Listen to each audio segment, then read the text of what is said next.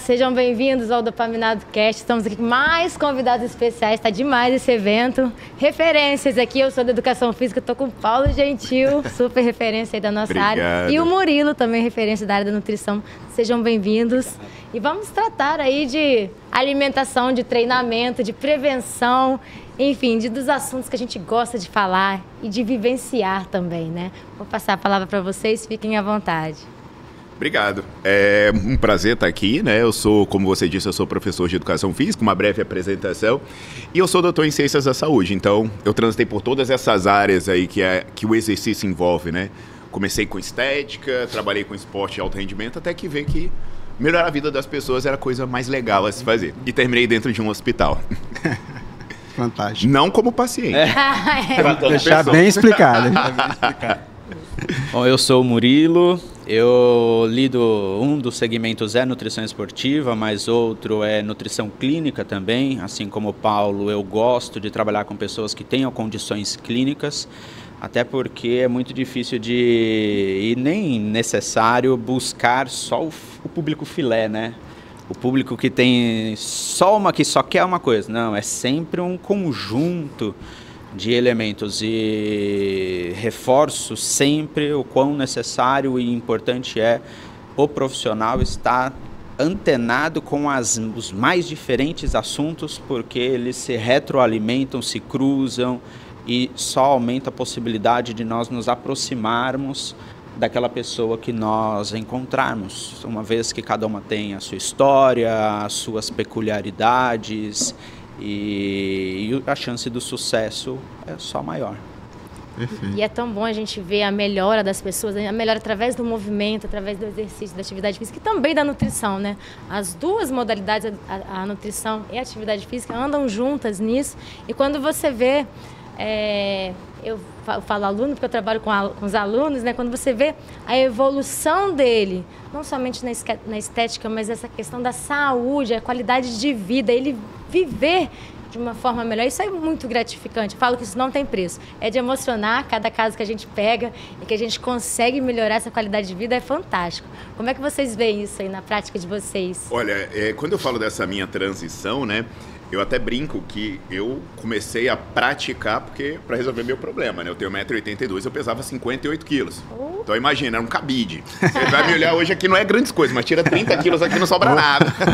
Então, eu comecei a treinar e estudei muito hipertrofia, cheguei a escrever livros premiados. Eu tenho. Bacana. Tanto que é o assunto da sua palestra. Boas leituras, né? E aí, eu fiquei muito feliz em ver transformações em corpos. Só que quando eu aprendi como o organismo funcionava, apareceram atletas e eu fiz o organismo funcionar melhor para o desempenho, e eu fiquei vendo assim, poxa, não é só barriguinha e bíceps, eu estou numa Olimpíada. Só que aquele mesmo conhecimento sobre como um corpo funciona para ele melhorar o seu funcionamento da normalidade para o alto desempenho, ele também funcionava para melhorar da abaixo da normalidade para retornar. E quando pela primeira vez eu me recordo que pessoas com doença apareceram tratadas e te agradecendo, não apenas com um olhar, com um sorriso, mas aquela velhinha trazendo bolinho, né, o pão de queijo, o filho te abraçando, dizendo, cara, meu pai tá com vontade de ver de novo. Eu falo assim, se não me pagassem por isso, era capaz de eu pagar para fazer. Porque é incrível, né? Você tá fazendo diferença. Sim. Real, né? Mudando vidas ali. A nutrição eu vejo da mesma forma, você falou das duas áreas. Infelizmente ainda, tanto profissional de educação física quanto nutricionista não sabem o poder do movimento. Sim. E do comer. E não me refiro nem ao que comer, mas o como comer e como se relacionar com aquilo que come. E o próprio exercício físico também. Eu estou muito mais interessado no âmbito nutricional e alimentar, o que leva as pessoas a comerem, e sinceramente muito pouco prestando atenção no que é que a pessoa come, né? Eu quero saber o que leva a pessoa a comer, porque porque esse copo d'água aqui, o copo d'água em si é o mesmo, mas a minha relação com ele é diferente da relação do Paulo, da sua, dele. Cada um lida com a água diferentemente, assim como uma fruta, assim como um pão, assim como um refrigerante, qualquer alimento.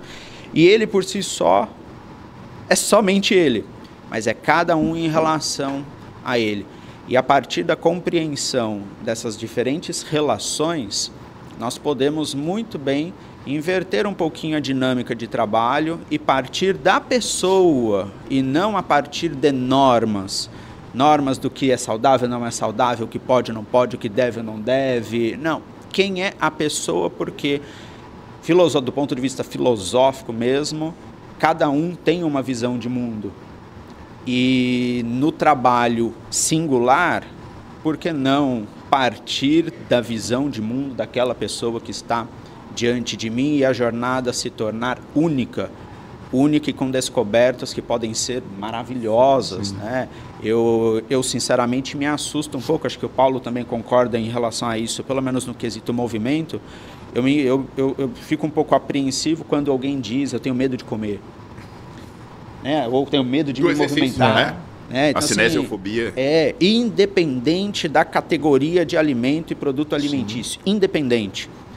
Porque, vou usar o exemplo do refrigerante, porque é um exemplo bastante fácil de encontrar. Pessoas com medo de tomar refrigerante, não estou advogando para tomar refrigerante, mas o porquê do medo do refrigerante. E ainda tem isso, né? Você advoga contra o medo e acha que é uma apologia prática. Exato. Então, assim, o porquê o medo do refrigerante? Então, alguém que diz que gosta muito de um determinado produto, não estou interessado na quantidade, eu estou interessado na construção. Por que surgiu aquilo? O que representa aquele item para aquela pessoa? E mesmo que na visão externa, a visão da norma seja considerado não saudável, aquele fator pode ser o que estruture a vida daquela pessoa naquele momento. E se eu bato naquele item, eu desestabilizo a pessoa. Nessa área do Murilo, né, eu li uma pesquisa do Rosin de 2008, que tem aquele paradoxo do Mediterrâneo, né? Que a gente fica olhando o italiano, mas o italiano vive 90 anos, está tomando vinho, comendo pizza. O francês tem baixa incidência de problema cardiovascular, come creme de leite. Aí aqui no Brasil a gente diz, então vou comer creme de leite, né? Então eu vou tomar vinho.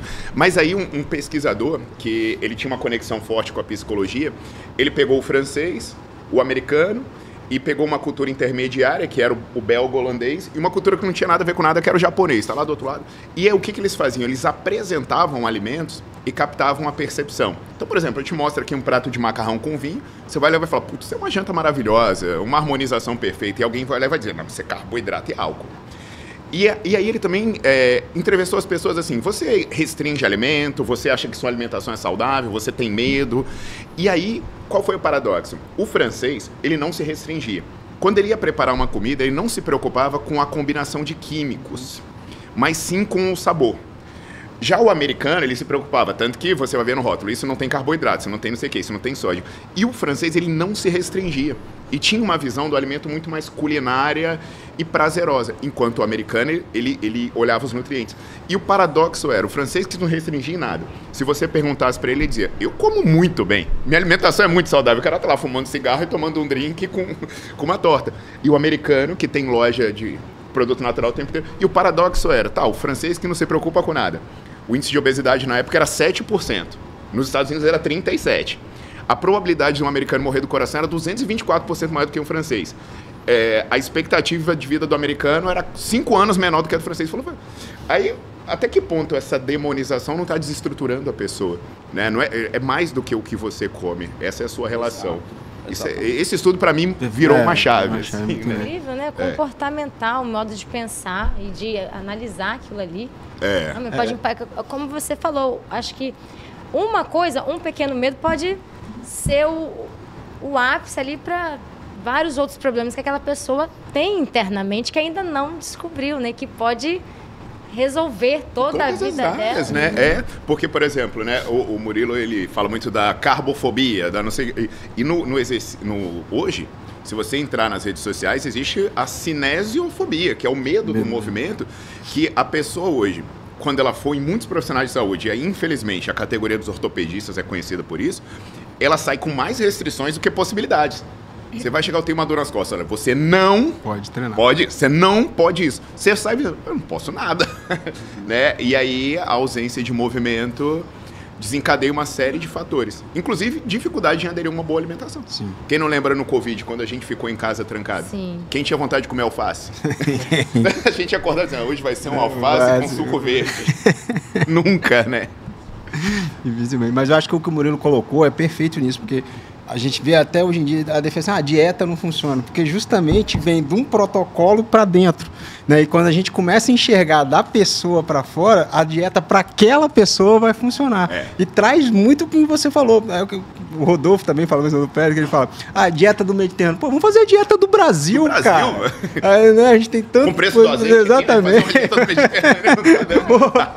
Virou novo petróleo, né?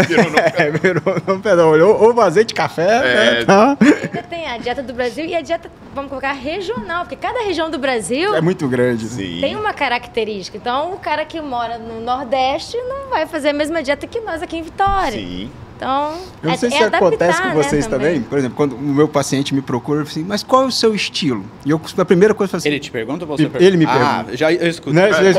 Qual é o seu estilo? Eu falo assim... Nutricionista. Eu sou nutricionista, de gente, tá? Pra começar. Então, assim... Quem tem estilo é você vai vir aqui, eu vou te entender e a gente junto vai chegar a uma dieta. Não sei se isso acontece também no treinamento e na dieta com você. Total. Porque assim, na verdade, né, as pessoas procuram a bala de prata. Elas procuram a bala de prata porque eu acho que a maior dificuldade do ser humano é olhar pra dentro. Sim. A melhor coisa é olhar pra fora. O meu relacionamento deu certo, é culpa da mulher. É culpa da pessoa. Eu não aprendi a disciplina, o professor é ruim. Né? Então, a pessoa sempre fala assim, se nada deu certo até hoje é porque eu não achei a bala de prata. Então, quando as pessoas procuram um profissional de educação física, elas procuram dizer assim, qual é o melhor treino? Qual é a melhor modalidade? Fala, eu nem te conheço. Calma lá, vamos ler. A melhor pra mim é uma, a melhor pra você é outra, a melhor pra você é outra. Então, o problema é que a gente tem essa busca pela bala de prata, ela gera inconvenientes, que eles geram modas. Aí você pega um monte de pessoa diferente tentando se enquadrar num pacote, vai dar frustração, vai dar lesão, e aí eu não sei se é o que vocês ouvem, mas o que a gente ouve é, eu devo ter algum problema genético, porque eu faço tudo certo. Mas eu estudei genética no meu mestrado e doutorado, eu saí num projeto de genoma associado à performance. Gente, não é a genética, você não fez tudo certo. Você não... É difícil as pessoas entenderem isso assim, você não fez tudo certo, você não fez, né? Eu acho que na nutrição deve ser a mesma coisa, né? A minha forma...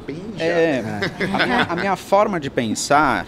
no exercício e na nutrição são muito parecidas, né? Porque eu vejo, assim, congruências entre elas. A gente sofre igual, né? E trabalha igual. E eu vou citar o exemplo a meu respeito. Aquela sensação que mencionam de bem-estar depois do exercício físico, esse negócio nunca passou perto de mim. É mesmo? Nunca passou perto. Nossa, que gostoso, terminei. Eu falo, gente, eu não consigo compreender como alguém, de fato, fala assim, eu me sinto bem durante o exercício. Não consigo. É inconcebível. O máximo que eu consigo ter é... missão cumprida. Sobreviver. Então, para mim, é plenamente... E na alimentação... também vamos pensar de uma forma parecida, pode ser que eu me alongue um pouquinho, se quiser interfiram no meio do caminho. Eu estou muito interessado em por que uma pessoa não adere ao exercício físico. Sim. Não só porque adere, mas o porquê não adere. Porque a partir do não aderir, nós podemos ter ideias de como aderir. E a mesma coisa a alimentação. Por que as pessoas não aderem aos planos alimentares? É óbvio, porque aquilo que eu planejar com você... Estava previsto o que você ia comer hoje? Não. Estava previsto? Não estava previsto. Pô, então, assim, a gente pode até, nesse momento, planejar algo, mas é para planejar para o futuro, que a gente não sabe como será de fato. Então, será que vale a pena trabalhar com uma precisão ou trabalhar com um intervalo? Eu lembro muito do Paulo falar, assim, sobre prescrições de repetições. Por que 8? Por que não de 8 a 12? Né? Por que não de 8 a 12? Dá um intervalo, porque permite faixa, né? Uma faixa. E a alimentação, a mesma coisa. Então, você dá uma certa autonomia, exato, né? Exato. Desculpa, né? Eu costumo dizer que a gente transfere conhecimento para dar uma certa autonomia. Porque também eu não posso criar um refém, né, de fórmulas. Não, você tem uma autonomia. Calma aí, se hoje você está mais cansado, o seu treino tem uma margem de carga de repetições para hoje. Você dormiu mal. Exato. Tem coisas diferentes. E compreender o porquê as pessoas não aderem ao exercício físico auxilia, e eu sou um ótimo exemplo. Para mim mesmo, porque eu procurar atrelar o exercício físico à parte estética, não me sustenta. fazer o exercício físico não me sustento. Vou sair para correr. Eu não suporto correr. Não suporto correr, mas eu corro. Mas como que eu me descobri correndo? Eu falei assim, vou sair correndo pela calçada. E aí eu vi que eu, correndo pela calçada cheia de buraco, eu tive que prestar mais atenção nos buracos para não me estrupiar todo. E o tempo passou mais rápido. Eu falei, então eu posso correr talvez na montanha. Prestando minha atenção. Exato, eu posso fazer isso correndo no meio das pedras, nas trilhas. Então, quando eu vou para correr em trilha, amanhã vou lá numa cidade vizinha onde eu estou morando para ir para uma trilha. Mas não é o correr ou performar, é o contexto. Eu tenho que ter um propósito muito maior ao exercício físico para me submeter ao exercício físico. E para a alimentação é a mesma coisa. Então, o que leva, qual é o propósito atrelado a querer mexer na alimentação? Ô, Murilo, e isso daí não pode concluir, que eu lembrei de algo bem interessante. Se o propósito for muito supérfluo, frágil, descamba. E aí eu trago a parte estética, porque o que leva as pessoas muito para consultório de nutricionista é resultado estético. Só que a pessoa naturalmente prospecta um corpo do qual ela nunca terá. Perfeito. Então, assim... Geralmente ela chega com uma foto, né? Eu quero ficar pior assim, ainda. É pior ainda. Então, assim, aí é só parar e pensar qual é o motivo, qual é a razão, o que justifica se submeter a algo que é distante daquilo que gosta de fazer, para ter algo que nunca conseguirá ter. Bom, então assim, será que não poderíamos ter outros propósitos? Mesma coisa o exercício físico. Perfeito. Pessoa que primeiro larga o exercício é aquela que vai pro exercício para fins estéticos. E a gente estuda muito barreira, né? As barreiras para ir vencendo. E assim, eu trabalhei, atendi dentro do hospital durante muito tempo. E eu fui um dos fundadores da Sociedade Mundial da minha área, de condicionamento e força. Em um ano, eu fui convidado para dar uma palestra no Congresso Mundial de Caquexia, né? Porque a gente fez um protocolo de exercício que ele deu muito certo. Deu muito certo, assim. Todos os idosos tiveram resultado, a gente reverteu doença crônica. E me chamaram para dar uma palestra no Congresso Mundial de Caquexia, mas o meu protocolo, se você visse no papel, era a coisa mais simplória do mundo. A pessoa fazia um leg press, uma cadeira extensora, um supino, uma puxada, a coisa mais simplória do mundo. E aí eu falei, o que eu vou falar sobre isso, né? E as pessoas começaram a olhar e falar assim, mas o que foi? Perguntando, eu falei, sabe por que deu tão certo? Sabe por quê? Porque eu consegui fazer eles fazerem. Eu consegui fazer eles fazerem. Aí, mas Paulo, você nunca teve um fracasso das pessoas que fizeram? Não. Então, às vezes as pessoas perguntam muito assim, cara, mas como é que você consegue colocar um idoso? Eu conheço ele. Por exemplo, eu vou mostrar um estudo de caso de uma pessoa que estava pós-infartada com uma série de comorbidades, e alguém vai dizer assim, mas como você conseguiu fazer uma pessoa que ela tinha arritmia, se ela caminhasse a 3 km por hora, ela já começava a entrar em arritmia? Mas como eu consegui? Se vocês quiserem, eu falo o nome dela, o nome do esposo dela, o nome da cunhada, o nome da irmã, eu sei o que ela gosta de comer. Eu sei que lá em Goiânia tem uma feira agropecuária, ela aluga o estacionamento da casa dela pros festeiros, aí ela dorme mal, ela fica de mau humor. Cara, eu sei tudo. Eu sei como abraçar ela. Então, assim, eu fico olhando as pessoas e falo, mas e esse protocolo? Eu falei, o protocolo é fácil. Difícil é você pegar a pessoa pela mão e falar, faça o protocolo. Então, até muitas vezes, né, isso que o Murilo fala, e uma das coisas que aconteceu que resolveu muitas brigas foi, por exemplo, quando o CrossFit chegou, ele atraiu um grupo de pessoas que tinham resultados incríveis com o CrossFit. Só que se você olhasse fisiologicamente, o custo-benefício daquilo numa folha de papel não compensa. Numa folha de papel. Uhum. Só que aí um grupo de pesquisadores traçou o perfil psicológico do praticante de CrossFit, o cara que faz aula coletiva na academia e o cara que contrata um personal trainer. Quando você traz esse perfil psicológico, você fala, o cara do CrossFit nunca ia ter resultado num personal trainer, porque ele não iria fazer. E o cara que contrata o personal trainer, ele não vai ter resultado no CrossFit, porque ele não vai fazer. O cara da modalidade coletiva também. Então todo mundo vai ter resultado, porque é o que a pessoa vai fazer, né? No final das contas é isso. Quanto mais adesão vai gerando, continua. Se você consegue traçar um modo da pessoa continuar em dieta, e você trouxe claramente também assim, eu acho que essa educação, eu falo todo paciente mesmo, outra coisa que eu detesto, não sei se acontece com você mesmo. Você é minha última solução. Eu falo, nossa. Deus me livre. Errou. Porque você já botou a culpa em um monte, eu sou o próximo a receber essa culpa. E depois de mim vai vir mais uma última solução, provavelmente. Perfeito. Então, eu sempre falo isso, eu quero um dia te dar alta. O meu sonho não é que você fique aqui comigo o resto da vida, eu quero te dar alta. E como você pode fazer isso? Com educação, né? Então eu acho que assim, eventos como esse também servem para a gente levar isso para mais profissionais, que você tem que educar o seu paciente, né? Eu queria saber a opinião de vocês perante isso. Olha, na nossa área, eu digo assim, o bom da nutrição, a gente se entende muito bem que a gente sofre junto, né? Todo mundo tem blogueira falando bobagem, todo mundo tem receita do pai, da mãe, do irmão, todo mundo tem uma fórmula mágica, uma bala de prata, e todo mundo tem conflito com outros profissionais de saúde até certo ponto. Então, né, uma das coisas que eu batalho muito é entender o meio da pessoa para saber o que ruído está interferindo até no que eu vou falar. Maravilha, chegou um paciente com cardiopatia. Ele veio de qual médico, qual a linguagem que esse médico usou com ele, qual a barreira que eu tenho que vencer vindo de lá. Né? De onde ele se alimentou? Ele veio aqui ouvindo fisiculturista e tal. Então, eu já conheço e já falei, bem, eu vou educar esse cara por aqui. Porque, eu não sei, um professor vai ensinar qualquer coisa. Você tem que saber o conhecimento prévio da pessoa para ensinar. Então, se chega uma pessoa para mim que vem de um caminho, e até mesmo, uma das coisas que eu tento fazer, né, é entender a base intelectual da pessoa. Porque se chegar um engenheiro para conversar comigo, eu vou conversar com uma linguagem matemática. Se chegar um psicólogo, vou tentar conversar com uma linguagem comportamental, sabe? Se chegar uma pessoa religiosa, se chegar uma pessoa emotiva, por exemplo, muita gente pergunta como eu consigo fazer minha mãe fazer exercício. Porque como é casa de ferreiro espeto de pau? Chantagem emocional. Total. Chantagem emocional. O jeito que você achou.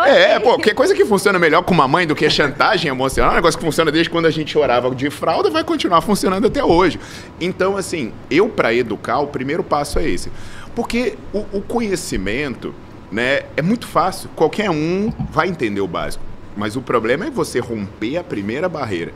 Então, eu procuro sempre isso, sabe? Educar e, principalmente, transferir a responsabilidade para a pessoa ser autônoma para as boas escolhas.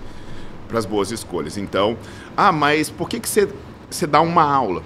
A primeira prescrição que se faz comigo é uma aula. É uma aula. Às vezes eu boto o slide teórico para o aluno, mostro.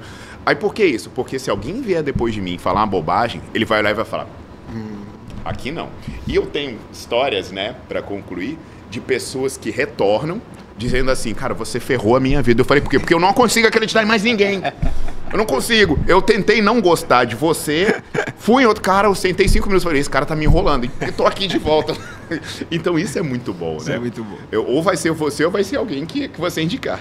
Bacana. Eu praticamente não atendo pessoas que nunca passaram com nutricionistas. É muito difícil eu ser o nutricionista de primeira viagem. É muito difícil. Tanto que quando alguém fala assim, nunca passei com nutricionista, eu falo, nossa, não, tá, então vamos lá. Antes e volta aqui. Vou te indicar alguém antes. E nesse sentido, o que eu vejo que as pessoas me procuram, tanto a mim quanto a Amanda que trabalha comigo, porque nós não complicamos. Perfeito.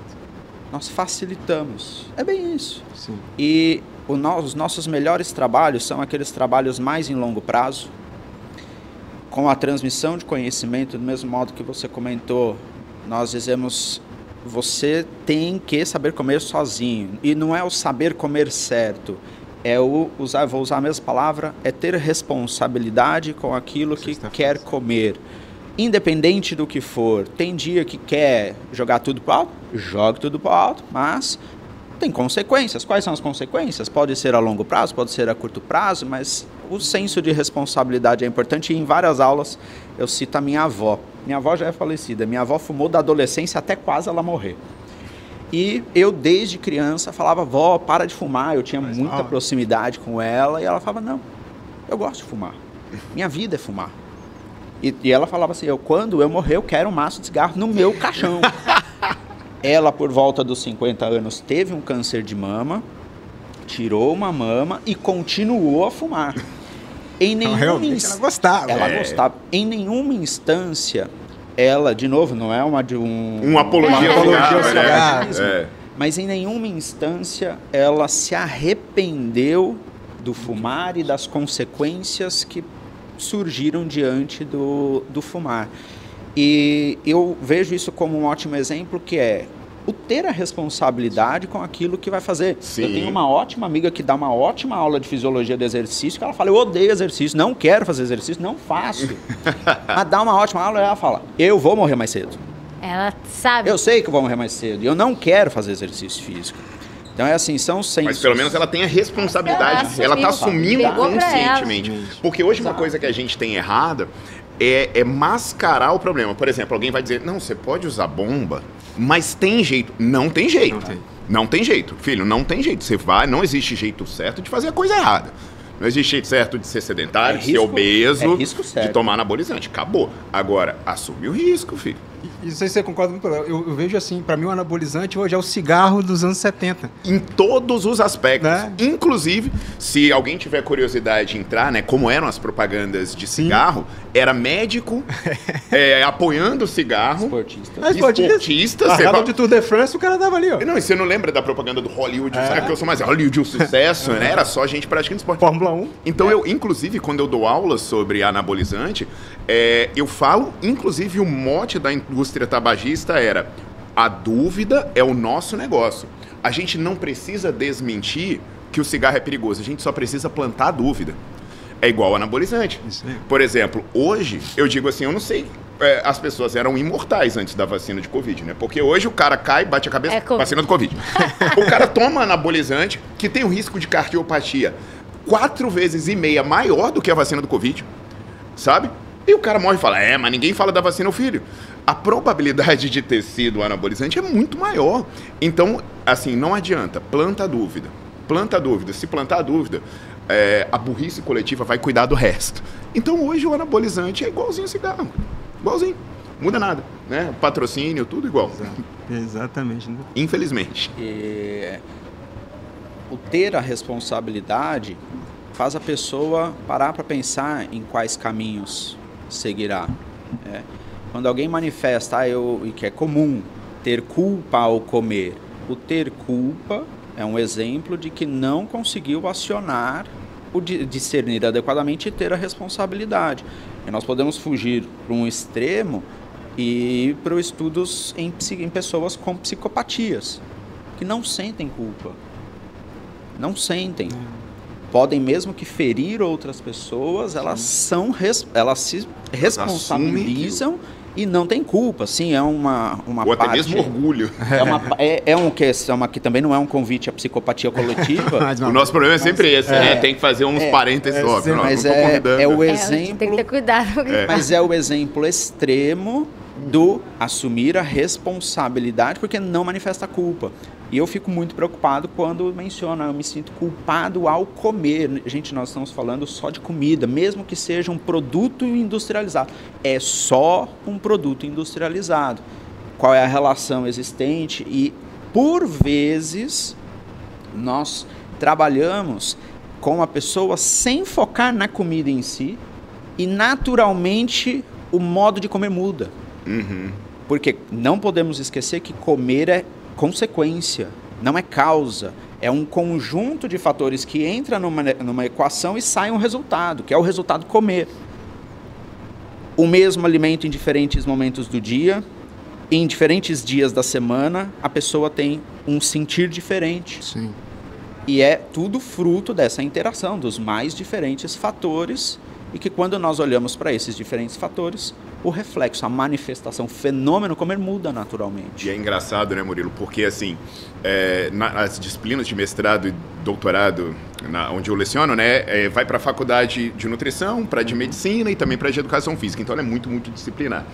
E aí eu sempre vou abordando os temas e pescando em várias áreas. E a minha aula de apresentação, na verdade, ela é uma aula de desconstrução de todas as áreas. Eu vou apresentando resultados frustrantes em tudo, com remédio, com a cirurgia bariátrica e tal, para todo mundo começar já com os 2 pés no peito. E uma das coisas interessantes que eu mostro é a desconexão fisiológica entre o ato e o resultado, essa história da motivação. Por exemplo, se alguém chegar aqui, vai aquele almoção de domingo com a tia, falar, eu quero perder peso. Vai ter tia, é só fechar a boca, só é fazer caminhada. Então, assim, é tão consolidado na cabeça das pessoas que se ela comer pouco e aumentar a carga de atividade física, ela vai emagrecer, que isso se tornou senso comum, né? Só que tem vários estudos mostrando que pessoas que iniciam uma dieta mais restritiva e fazem mais exercício, elas pioram o perfil de composição corporal. Tem um estudo com universitárias do Colorado que ele faz um perfil psicológico das meninas focadas na magreza com as meninas tranquilas. E as meninas focadas pela magreza comiam menos, se exercitavam mais, tinham mais gordura e menos músculo. E aí você vai vendo estudos posteriores sobre conexão, né? Eu adoro aprender sobre isso. Inclusive, eu compro as aulas do Murilo. Né? Até sobre sono e tudo. Existe uma conexão entre a sua modulação autonômica, entre a sua resposta hormonal associada ao estresse. Uma coisa muito simples, né? Mantém a mesma dieta e toma corticoide. Tua composição corporal vai piorar. Só que uma pessoa estressada, seja pelo comportamento, e não se engane, o sentir-se culpado, olhar uma comida assim, gera uma resposta neuroendócrina de estresse. Aí eu falo, tá, você vira uma bomba de cortisol, você vai ter acúmulo de gordura visceral, você vai ter perda de massa muscular. E, na verdade, o efeito do seu comportamento é muito pior do que o efeito fisiológico do ato. Sabe? Às vezes o efeito da sua visão sobre atividade física e nutrição, ele gera uma resposta pior do que se você fosse sedentário e comesse mal. E isso a gente vê o tempo todo. Dia. Eu falo com ela, direto no consultório, eu recebo hoje mais pacientes fazendo eles comer mais e treinar menos do que ao contrário. É isso aí. E é assustador, né? Que no hospital, muitas vezes o paciente já vai procurar a gente, o paciente com uma doença crônica, com uma hipertensão. Ah, eu já sei, você vai me mandar parar de beber? Eu falei, não. Vamos lá, eu faço uma coisa simples para começar, de repente a pessoa começa a mudar o hábito e vai fazendo uma coisa, fazendo outra.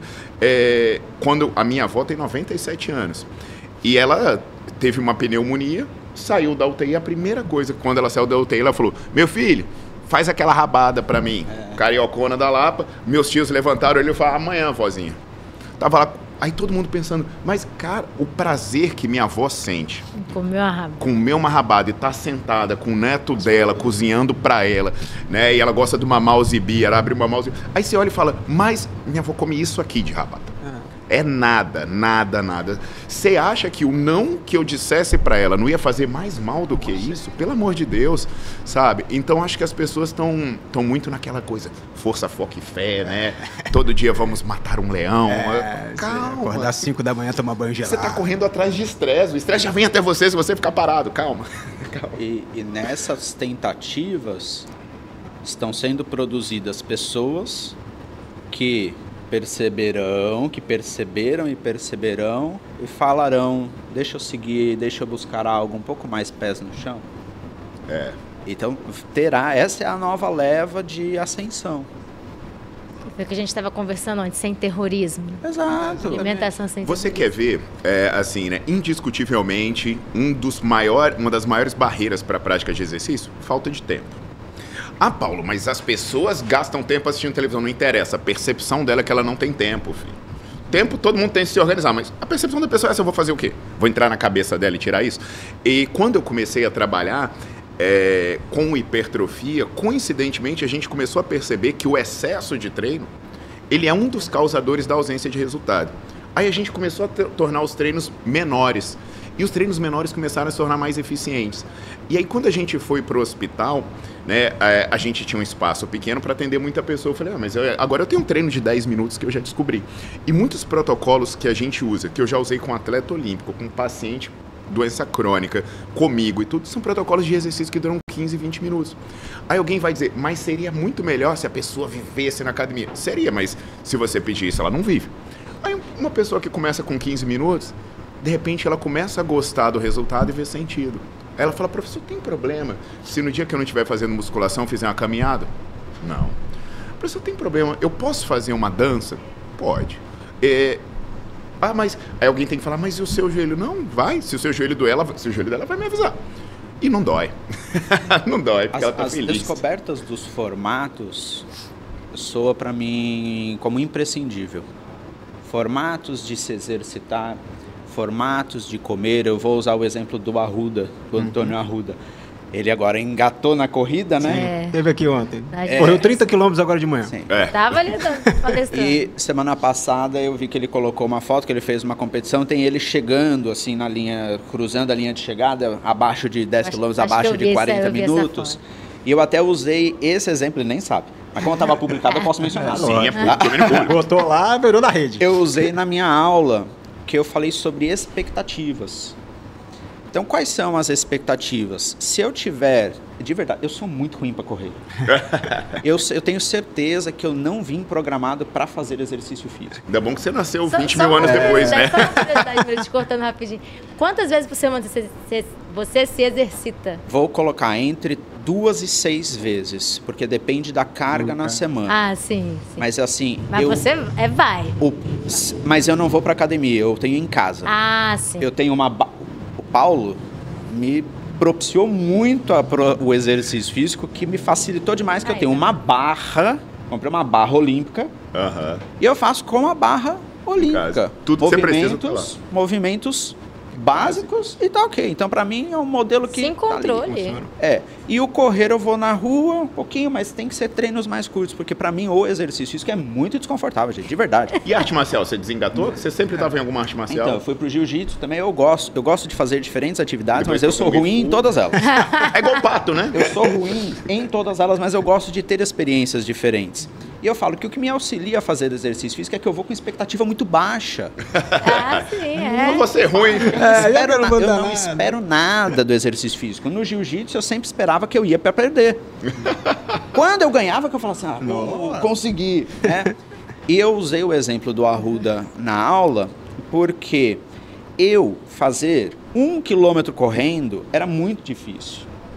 Em uma provinha do meu modo, na trilha, eu cheguei a fazer quase 25 quilômetros. Que pra mim é um negócio mais que... Pra mim também.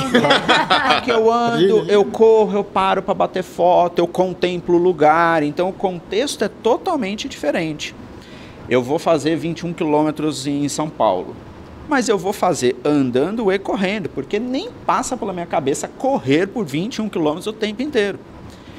Então, a minha forma de praticar os mesmos 21 quilômetros é única. Sim. E eu sinto que falta essa compreensão do que a pessoa usa para o comer também, de um modo que seja autoral. Que a pessoa assine e fale, isso daqui está alinhado com o que eu quero. Porque se for para só querer, quantas pessoas vocês devem encontrar? Não, eu encontro isso direto, pessoas que atendem. Não, se eu andar no meio da corrida é porque eu quebrei. É isso aí. Poxa, vou quebrar uma perna e vou ficar. Mas será que será que precisa de uma cobrança tão grande? Porque se o exercício físico ou a alimentação pivotar em um elemento só, esse elemento quebrou, desmorona tudo. Então, o exercício físico em diferentes tempos, para alguém que não está acostumado a fazer nada, faz uma série de flexão no chão, já ótimo. Foi. Tem estudo com esteatose hepática, né? Revertendo o quadro de esteatose hepática com a pessoa fazendo em casa uma série de flexão e de agachamento, com peso do corpo. Sim. Coisa de 5 minutos por dia e revertendo esteatose hepática. Tem tanta opção de exercício em casa hoje também. E o senso de produtividade, não era essa palavra que eu queria usar, mas assim, o senso de se sentir competente faz a pessoa querer mais. Sim. Sim. Então, acho começa pertencimento, talvez. Começa com uma série. Sim. A pessoa perceber, eu consegui. A leva a querer fazer mais uma. A depois fazer mais outra. Eu não sei se você concorda comigo, eu enxergo muito isso porque as pessoas também deixaram de fazer por elas, como você estava fazendo, sim, fazendo por se comparar com alguém. Sim. Por que ela não pode quebrar? Porque fulano que tem 1000 likes lá na rede não quebra. Então ela se coloca, se eu quebrar, eu não vou ser aquele cara. Eu sou Superman. E você sabe que isso que vocês falaram, né? O exercício curto de intensidade mais alta, tem um grupo canadense muito bom que ele estuda muito isso. E ele botou um grupo para fazer um exercício mais leve, mais prolongado, mais próximo do senso comum, e um exercício mais curto, mais intenso. Só que o exercício mais curto, mais intenso, ele tinha um ajuste de carga de acordo com a evolução da pessoa. E como era a própria pessoa que regulava a wattagem da bicicleta, toda semana ela colocava um pouquinho a mais. E o que ele percebeu? Que houve uma relação direta entre a percepção de progresso e o gostar do exercício. Então, por mais que no começo todo mundo odiasse, no final, essas pessoas que olharam para si mesmas disseram, caramba, eu tô indo. Eu tô melhorando. Elas passaram a gostar. Então, muitas vezes, né, isso que até o Murilo falou, de alcançar um corpo, enquanto eu não ouço principalmente de mulheres, mas eu nunca vou ser igual a fulana, porque a fulana treina 10 horas por dia, faz não sei o quê, não come nada errado, e isso e aquilo. Aí eu falei, primeiro, muitas vezes eu conheço a fulana, ela não faz nada disso. Sabe, a fulana não faz nada disso. A fulana toma muita bomba, faz procedimento estético e bota filtro na foto. E outra, mesmo que você fizesse tudo isso, não tem nenhuma base científica associando isso ao resultado. Então olha para você, dentro da sua rotina, faça isso e veja o seu progresso. Perfeito. Né? Porque o que me mata são os antes e depois mentirosos. Mas 6 semanas, olha, esquece. Isso não é real. Não ache que você é um fracassado se você não fizer isso. E nem que o seu professor ou seu nutricionista é um fracassado se não te colocar ali. Isso acontece. Ó, queria agradecer muito, ficaria aqui por mais horas, porque o papo está excelente, mas a gente está batendo o nosso tempo. Paulo tem palestra agora. Tem palestra, meu Murilo também. Então, aí, deixa eu falar mais. Você as considerações finais para a gente fechar por aqui, já agradecendo a presença de vocês. Eu acho que é essa conexão que a gente falou, né? A pessoa enxergar, o profissional enxergar a pessoa no seu contexto completo, não enxergar os seus fragmentos, e a pessoa também entender que ela é única, né? E por mais que a gente passe o tempo inteiro, né, falando a pessoa, é o importante a gente falar que é uma adequação dos fundamentos à pessoa. Porque também começa aquela pessoa a dizer assim, olha, mas eu fiz a dieta carnívora e comigo deu certo. Fala, calma lá, mas presta atenção. Nesse caso também já não é você. É alguém te influenciando a acreditar nisso. Então, acho que uma luta que a gente tem o tempo inteiro é esse equilíbrio. Dizer, é a ciência que está te ajudando a ser você. Não é você engolindo a ciência, né? Empoderando. Dizendo, não, se eu acredito e eu acho que deu certo, vai sobrepor. Então, esse equilíbrio é por isso que a gente fala, né? Por exemplo, eu mesmo. Paulo, mas por que você compra os cursos do Murilo e assiste as aulas, né? Tem até, mostra aqui o grupo de WhatsApp aqui, alunos do Murilo.